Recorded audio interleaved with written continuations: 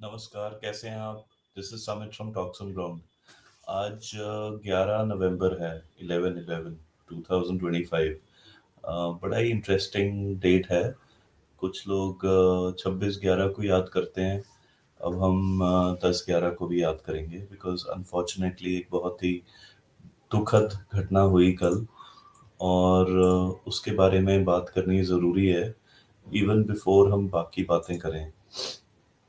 तो कल एक रेड फोर्ट, जो लाल किला है दिल्ली के पास, उसके पास एक कार में ब्लास्ट हुआ और उसकी वजह से कम कुछ कह रहे हैं 9, अभी 13 जो भी है, एक बड़ा नंबर है। लोग मर गए हैं उसमें, उस ब्लास्ट में। और उसके पहले ही कुछ दिनों से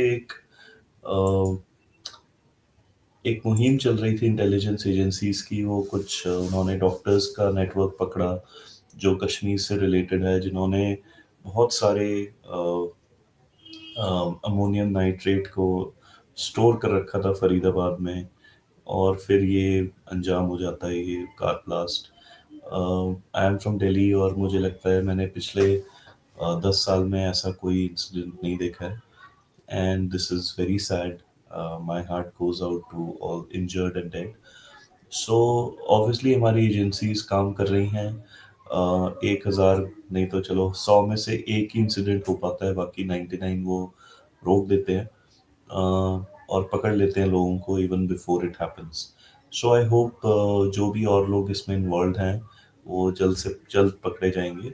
और मुझे लगता है ये एक बॉच्ड अप एक्सप्लोजन है। वो करना कुछ और चाहते थे बट वो एक्सप्लोड हो गया। और अनफॉर्चुनेटली एक पॉपुलेटेड इलाके में थे वो, और उसकी वजह से कुछ लोगों की जान चली गई। एनीवेज टुडे आज का वीडियो जो है वो बिहार के एग्जिट पोल्स के ऊपर है। और एग्जिट पोल्स अभी आने स्टार्ट हो गए हैं, सारे तो नहीं आए हैं बट एक हमें आइडिया लग चुका है कि भाई 14 तारीख को क्या होने वाला है। एंड मैं आपको बड़े ही स्ट्रेट फॉरवर्ड बोलता हूँ, as far as elections go, I am clearly for BJP NDA. और उसमें कोई डाउट नहीं है मुझे। और मुझे लगता है ये अगर ये रिजल्ट होल्ड अप करते हैं तो it will be very good. अब ये रिजल्ट क्यों आया है, ये अगर आता है तो क्यों आएगा, इसके पीछे की एक कहानी है, उसको हमें ट्रेस करना है। और अभी खैर ये रिजल्ट्स ये बता रहे हैं कि भाई एनडीए को करीब 135 से 150, कुछ लोग 160 तक दे रहे हैं, और कुछ लोग महागठबंधन को 70 से 90 या मैक्सिमम 100 तक दे रहे हैं, और अदर्स को 7। तो इसमें एक बात तो ये आती है कि ये जो आपके प्रशांत किशोर हैं उनका क्या हुआ। उन्हें तो लोग एक दो सीट ही दे रहे हैं। वो तो 2-3 साल से पता नहीं अम, कितने कितने विलेजेस में गए हैं, और बेसिकली मोदी के खिलाफ उन्होंने बातें करी हैं घुमा फिरा के।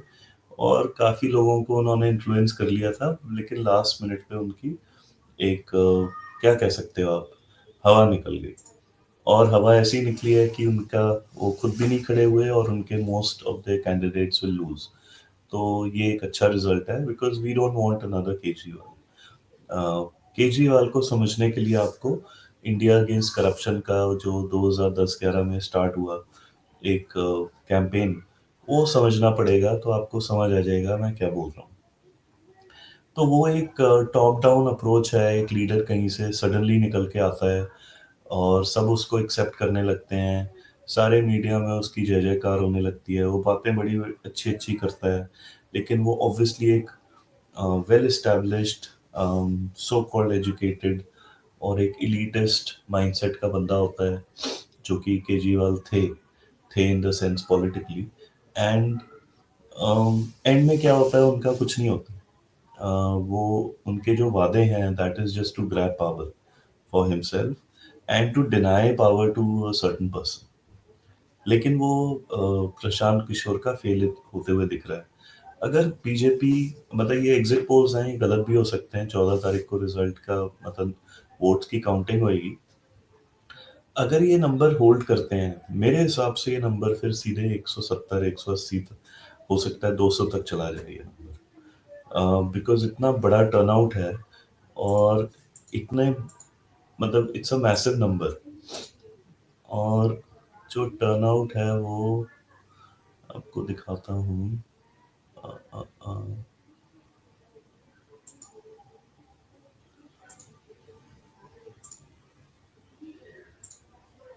तो देखिए 67.4%, 14% टर्नआउट है सेकंड फेज में। फर्स्ट फेज में 65.1 था। ये सिर्फ ईवीएम वाला टर्नआउट है और ये आज तक का सबसे बड़ा टर्नआउट है।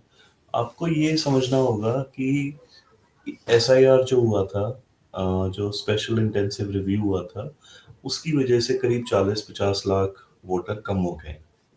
उसकी वजह से जो टोटल परसेंटेज आपको दिख रहा है वो थोड़ा सा एलिवेटेड है, लेकिन उसके बावजूद अगर आप इसको मैथ्स करेंगे तो करीब करीब 7.5 करोड़ वोटर्स हैं बिहार में, और 67% मतलब दो तिहाई, दो तिहाई मतलब 5 करोड़ वोटर। और लास्ट इलेक्शन में 4.5 या 4.4 करोड़ वोटर्स ने वोट करा था। तो इस बारी जबकि वोटर लिस्ट छोटी हो गई है 40-50 लाख से, और लेकिन जो वोट करने आए हैं वो 40-50 लाख ज़्यादा है। और बिहार में ये होता है कि जो वुमन पार्टिसिपेशन है वो बढ़ गया है, और वो इतना बढ़ गया है कि अब जो वुमन वोटर है और जो मेल वोटर है वो इक्वल फुटिंग पे है। तो ये एक बहुत ही अच्छा इंडिकेशन है for India, because the more women vote the better it will be. एक इक्वानिमिटी आ जाएगी पॉलिटिक्स में। और women voters are more transactional of course. उन्हें कुछ बेनिफिट दो तो आपको वोट कर देते हैं। लेकिन फिर भी जो एक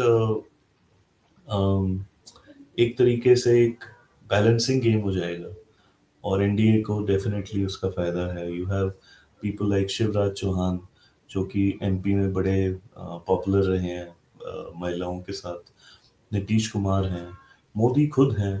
तो ये सारे लीडर्स हैं जो कि विमेन वोट ला सकते हैं। और विमेन वोट अगर बीजेपी के पास आएगा, एनडीए के पास आएगा, तो उनकी जो पकड़ है इंडिया पे वो मजबूत होगी। अब आपको ये जानने की ज़रूरत है कि इस अगर ये नंबर्स आते हैं तो ये क्या दिखा रहे हैं। तो ये पहली बात तो ये दिखा रहे हैं कि राष्ट्रीय जनता दल, तेजस्वी यादव और राहुल गांधी की जुगलबंदी नहीं चली। दूसरा ये दिखा रहे हैं कि राहुल गांधी शायद नहीं चाहते थे कि तेजस्वी वहां पे जीते, क्योंकि उससे कांग्रेस का जो एक स्प्रेड है वो कम होता है, उनके पास कम अपॉर्चुनिटी होती है, उन्हें ज़्यादा सीटें शेयर करनी पड़ती हैं तेजस्वी के साथ। और उन्हें लग रहा था ग्राउंड पे देख के शायद कि अगर आई भी तो बहुत ही स्लिम मेजॉरिटी या जोड़ तोड़ से सरकार बनेगी विद जेडीयू सपोर्ट, जो कि मुश्किल है इस बारी। और इससे बेटर कि तेजस्वी जीते हैं, इससे अच्छा है कि एनडीए कंटिन्यू करे और हम 29 में ज़्यादा सीटों पे कंटेस्ट कर पाएँ। मुझे ये लगता है ये हुआ है। दूसरा ये हुआ है कि जो वीआईपी गई महागठबंधन की तरफ और चिराग पासवान इधर आए, और प्रशांत किशोर जिनकी हमने बात करी, ये इसमें जो फैक्टर है वो मेन चिराग पासवान का है। उन्होंने ऑलमोस्ट 30 सीट्स पे नुकसान पहुंचाया था जेडीयू को। अगर सिर्फ वो नंबर अगर वापस आ जाता है जेडीयू के पास, तो एनडीए वैसे ही 160 पे थी 220 के इलेक्शंस में, 2020 के इलेक्शंस में 155 नॉट 160। तो बेसिकली इट विल शो कि भाई ये बहुत ही स्ट्रॉन्ग अलायंस हो जाता है, और इसका जो वोट परसेंटेज डिफरेंस है, वोटिंग परसेंटेज, वो ऑलमोस्ट 7, 8, 9, 10% हो जाता है। और मेरे हिसाब से एसआईआर के बाद काफ़ी जो डुप्लीकेट वोटिंग होती थी, वो सारी चीज़ें ख़त्म हो गई हैं, और उसकी वजह से एक एक्चुअली में साफ सुथरा कैंपेन हुआ है, इलेक्शन हुआ है। और ऑफ कोर्स ऑपोजिशन कुछ और ही बोलेगी इस बारे में, but that is my view. The other thing to consider is कि ये इसके एक दिन पहले आप देखो 10-11 को इन्होंने ब्लास्ट करा, और फर्स्ट फेज की वोटिंग के मुकाबले सेकंड फेज में ज़्यादा वोट पड़े। फर्स्ट फेज में पड़े करीब 65%, और सेकंड फेज में अभी तक 67 पॉइंट समथिंग बता रहे हैं। तो ऑब्वियसली वो अपडेट होके 68, 8.5 तक जाएगा, which is almost 5% more than the first phase. So this 5% jump is also interesting, and it shows कि कंसोलिडेशन हुआ है। और कोई भी ऐसी न्यूज़ मुझे नहीं आई है अभी तक जो ये बोलती हो कि भाई एनडीए विल लूज या NDA is doing badly. So I think on 14th अगर कांग्रेस और तेजस्वी अच्छा करते हैं तो it will be a big surprise for everybody. तो ये एक at least for me as a supporter of India it's a good thing and I think India की स्टेबिलिटी के लिए भी अच्छा है बिकॉज इस पॉइंट पे इतने जियोपॉलिटिकल इंस्टेबिलिटी के बीच में आप नहीं चाहते हो कि कोई नई सरकार आए, नई नया फॉर्मेशन आए की स्टेट में। सो continuity is good, stability will be good for India। और आप अगर एस आई आर का रिजल्ट देखो तो definitely I have been following elections for the last 30 years if not मोर।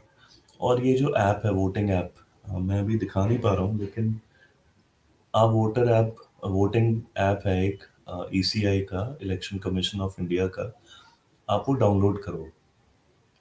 अभी तो आपको जो नंबर दिखेंगे वो दिखेंगे लेकिन पिछले कम से कम 10-15 इलेक्शंस इंक्लूडिंग 2024 उसमें एक प्रॉब्लम दिखती थी मुझे। वो प्रॉब्लम क्या थी? डिस्ट्रिक्ट्स के with in districts across phases across time, you know what time of the day, you will see massive differences in the voter turnout percentages। Of course some of it is explained by कि भी वो update नहीं होते थे। और एक अच्छी चीज़ हुई है, राहुल गांधी ने इतना चिल्लाया है कि ECI has been force to fix that. लेकिन इसका एक और एंगल है, वो एंगल ये है कि कई एरियाज ऐसे थे जहाँ पे टर्नआउट बहुत हाई होता था और वहाँ पे ऑब्वियसली मुस्लिम मेजॉरिटी एरियाज हैं। लेकिन अगर अब की वोटिंग आप देखोगे बिहार में, यस किशनगढ़ या वन और टू प्लेसेस जहाँ पे मुस्लिम कंसंट्रेशन ज़्यादा है, so there is a high turnout but it is matched, almost matched by you know other areas. तो जो एक गैप था वो कम हो गया। और जो गैप कम हुआ है वो ये दिखाता है कि कुछ वोट्स जो उन इलाकों में पड़ती थी वो फेक थी, वो डुप्लीकेट या डेड लोग थे, उनके वोटर आईडी लेके वोट होते थे। मेरे को ये क्लियरली दिखता है। हो सकता है मैं I am jumping the gun या फिर ये गलत हो, but from the data this is what I see and I have been, as I said, I have been tracking election turnouts for a long time. And अब बाकी हम 14 तारीख को बात करेंगे। आपको क्या लगता है ये जो प्रोजेक्शंस हैं ये सही निकलेंगे, नहीं निकलेंगे? आप अगर बिहार में हो, आप कमेंट करना चाहते हो अपनी सीट के बारे में या बिहार के बारे में, you welcome. I am not a journalist, मैं जस्ट अपना व्यू रख रहा हूँ based on news I hear and inputs I get from across India and abroad. So thank you for watching and we'll be back on 14th, don't miss that. हम उस दिन discuss करेंगे कि India के लिए, इंडियन इकोनॉमी के लिए, Indian global standing के लिए ये बिहार का इलेक्शन कितना इम्पोर्टेंट था, ईदर वे जो भी जीते, और उसके आगे क्या होने वाला है। So don't miss that. Alright, good night, bye bye.